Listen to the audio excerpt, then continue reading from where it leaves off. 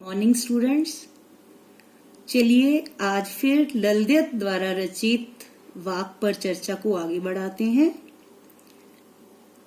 दूसरा उनका वाक है, खा खाकर कुछ पाएगा नहीं, ना खाकर बनेगा अहंकारी, सम खा तभी होगा संभावी, खुलेगी सांकल बंद द्वार की। प्रस्तुत वाक पाठ्य पुस्तक क्षितिज से ही लिया गया है, जो कश्मीरी संत ललित के द्वारा रचित है। कल हमने इसके ऊपर मैंने आपको कवित्री का संक्षिप्त परिचय दिया था। मानव परमात्मा की प्राप्ति के लिए तरह तरह के आडंबर रचता है, पर उसे परमात्मा की प्राप्ति नहीं होती। परमात्मा की प्राप्ति तो मानव की चेतना से संभावी होने पर ही व्यापक हो सकती है। इस वाक में ये बताया गया है। कवित्री कहती हैं कि हे मनुष्य, यह संसार मायावी है। संसार में हम जन्म लेते हैं तो मोह माया में स्वाभाविक रूप से पड़ जाते हैं। तो इसके भ्रम में रहकर परमात्मा की प्राप्ति नहीं कर पाएगा। सुखों की प्राप्ति करता हुआ और नित्य तरह तरह के व्यंजन खाकर तू कुछ नहीं पाएगा। हम आते हैं तो हमें हमारी जीभ को कई तरह के स्वादों की आदत पड़ जाती है। जो जीवन है वो ऐशोआराम सुख साधनों को ढूंढने लग जाता है।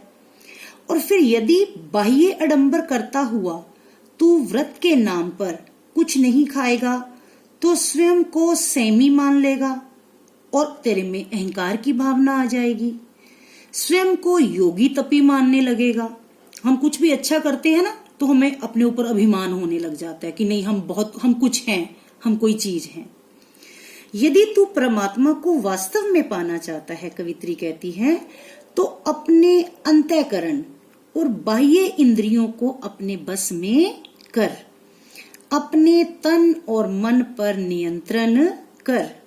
जब समानता की भावना तेरे भीतर उत्पन्न होगी तभी तेरा मन जो है वो मुक्त होगा।